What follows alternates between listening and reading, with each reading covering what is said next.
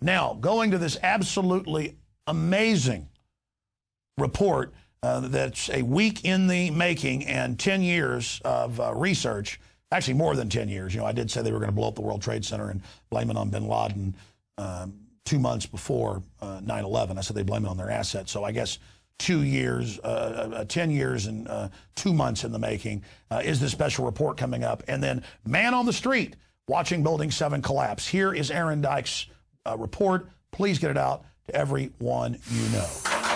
10 years later, Americans are still struggling with how to remember 9/11. Those patriotic feelings that swelled up in so many after the attacks simply no longer match the world that's grown up around us. Homeland Security, empowered to fight terrorism, has instead been turned against the American people, targeting returning veterans, Tea Partiers, constitutionalists, Federal Reserve activists, and more.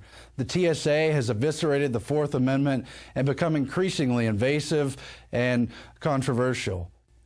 Lies, lies, and more lies about WMDs, banker bailouts, and more, as well as perpetual wars in Iraq and Afghanistan, have proven that governments will deceive to get what they want. And now the fact that NATO forces are fighting alongside al-Qaeda in Libya only serves to undermine the official story. But that official story has never meshed with the laws of physics and common sense, and those who would prop up that story for their own agenda have long been at odds with the family members, the rescue workers, and concerned citizens who only want truth and justice. In the years of research, there have been more than 300 smoking guns which blow apart the official story. But in the interest of time, we're going to cover just a few of the most important. The 9/11 Commission itself was one of the biggest smoking guns surrounding the attacks and the subsequent cover-up. 6 of the 10 Commission members stated their disappointment with the conditions and their doubt about the conclusions. Co-chair Lee Hamilton, who admitted they were set up to fail. Bob Kerrey, who said there was ample reason to suspect there was an alternative to what was outlined in the version. Timothy Romer said, "We were extremely frustrated with the false statements we were getting." John Lehman said, "We purposefully put together a staff that had, in a way, conflicts of interest." And 9/11 Commissioner Max Cleland resigned after concluding that it was, quote, "a national scandal," and that the investigation was compromised. It's a scam. It's absolutely disgusting. And senior counsel to the 9/11 Commission, John Farmer, wrote an entire book saying how he was shocked at how different the truth was from the way it was described, and that the tapes told a radically different story from what had been told to the public. The 9/11 Commission was nothing more than a whitewash used for political ends. The investigation was heavily compromised and steered through Philip Zelikow, who had close White House ties and limited access to witness and other documents. And the implications of what was omitted from the official story are as damning as they are compelling. Building 7 was the most blatant omission from the 9/11 Commission report of all. It wasn't hit by a plane, yet it had a symmetrical collapse and fell at nearly the speed of gravity. Statements made about Building 7's collapse on television that day and shortly after made clear what had happened. Building 7 ablaze at the moment and apparently getting ready to collapse. The excitement and the fun that people get watching an old building being demolished. It's reminiscent of those pictures we've all seen too much on television before, when a building was deliberately destroyed. We don't even know whether this was something that was engineered for safety reasons, or it just happened. I said, you know, we've had such terrible loss of life. Maybe the smartest thing to do is pull it.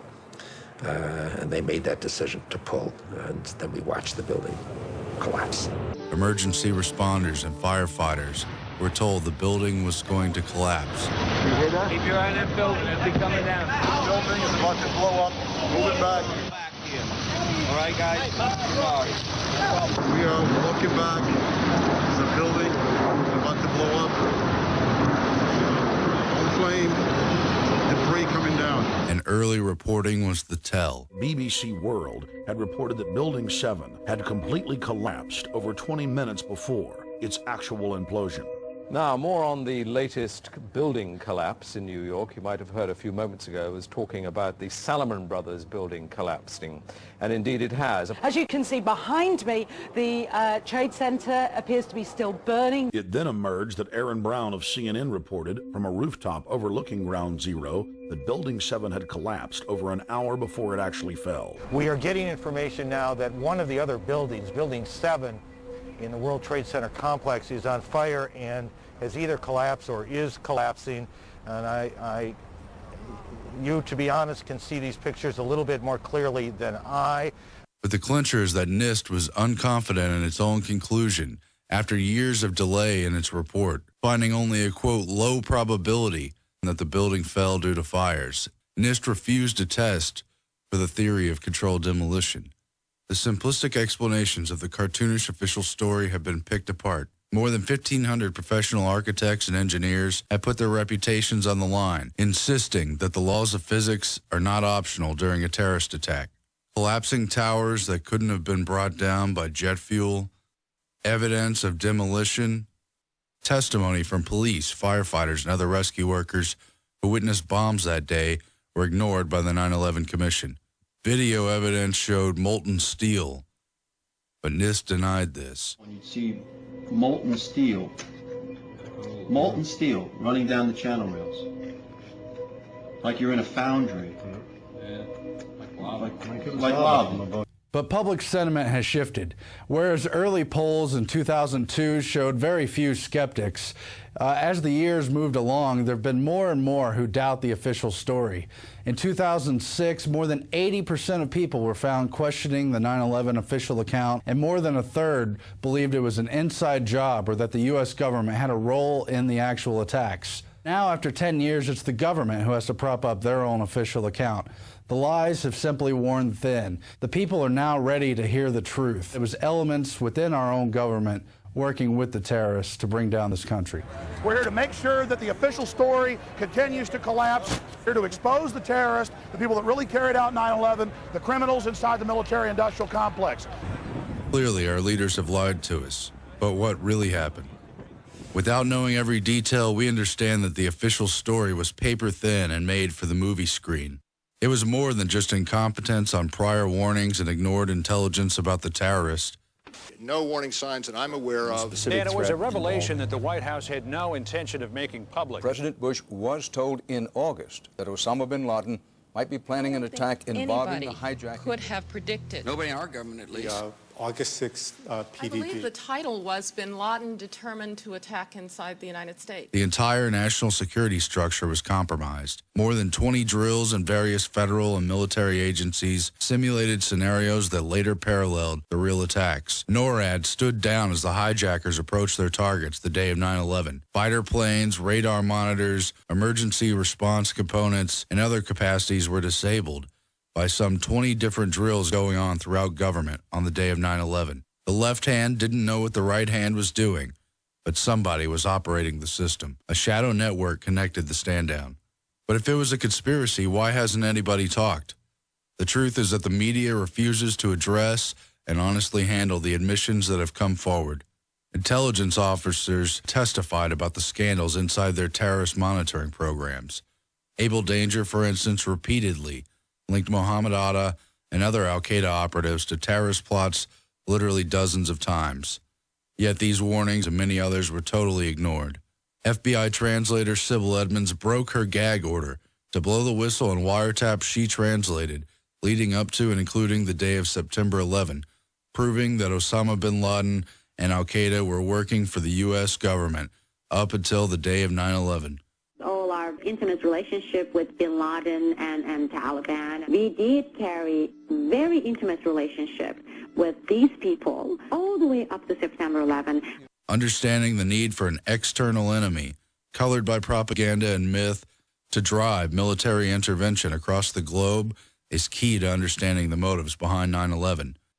The al-Qaeda network, with cells spread across the map, is comparable to a can opener for U.S. military invasion, exposing nation after nation to war, sanctions, or humanitarian intervention. National Security Advisor Zbigniew Brzezinski trained these men to entrap the Soviets in Afghanistan, backed first secretly by the Carter administration. Later, the Reagan administration publicly hailed the freedom fighters, carrying out a protracted war that debilitated the enemy. Later, these men were reformed into the Pentagon client al-Qaeda to back NATO interests in the Balkan Wars. As the group was rebranded as an enemy, its iconic leader, Osama bin Laden, a billionaire whose family has heavy business ties with the West and whose code name was Tim Osman, became the new face of terror. The perceived menace of these radical groups spread out in nations across the Islamic world has contributed significantly to the pretext for invading, bombing, or going to war.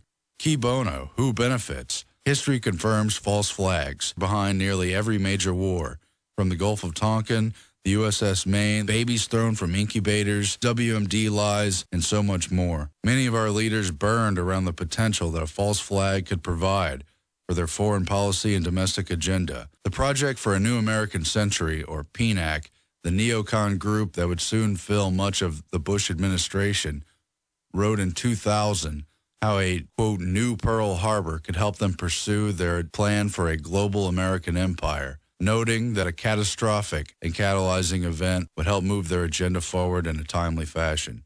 Brzezinski also wrote in his Grand Chessboard in 1997 how foreign policy had to be buoyed by widely perceived external threat. Then, just days after 9/11, the Council on Foreign Relations met to openly discuss how the crisis could be used to build a, quote, new world order. There is a chance for the President of the United States to use this disaster, and that is a new world order.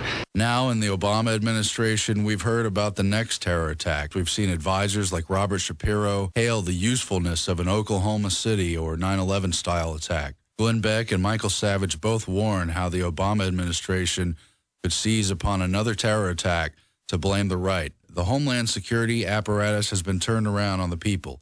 Instead of pursuing suspected radical jihadists, outspoken Americans have been placed under suspicion, including returning vets, Tea Party activists, peaceful opponents of the Federal Reserve, and supporters of third-party candidates, among others.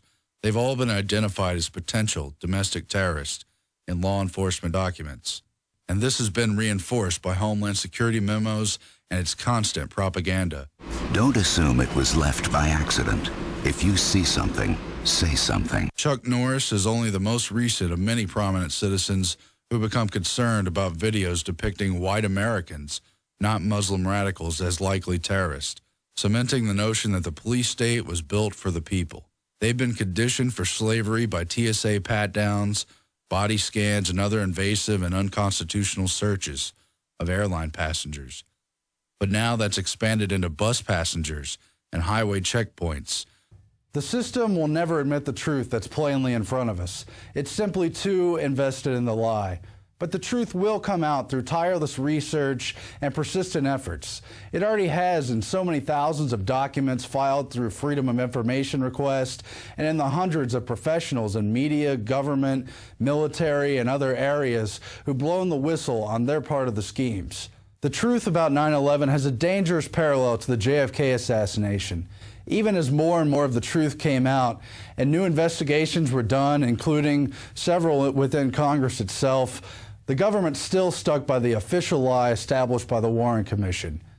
And if we don't stand up now, the same thing's going to happen with this terrible and tragic event. Meanwhile, we must never stop seeking the truth and demanding answers. Eventually, we will win. I'm Aaron Dykes reporting for InfoWars Nightly News. Alex, back to you. Great job, Aaron. And that's just a small portion of the smoking gun facts of 9/11. There are hundreds and hundreds and hundreds. And yeah, it's scary to stand up against these murderers. A lot of people say, well, if it's all true, why are you and Richard Gage and so many others still alive? Jesse Ventura. Because if they kill us, it underlines, it highlights, it underscores everything we've said and done. It makes us martyrs. No, they'd rather just call us tinfoil hat-wearing people because we know the true history.